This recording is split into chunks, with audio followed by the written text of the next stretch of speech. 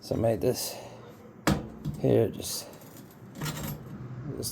goes in the hole like that, and you hang your gun up on it. It's got a little turn, a little wobble there, but it works.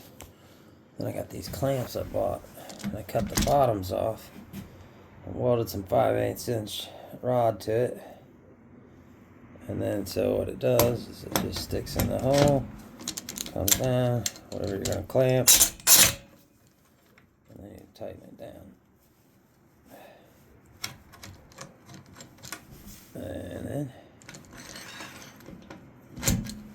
that's that. Yep. There it is, my little welding table here.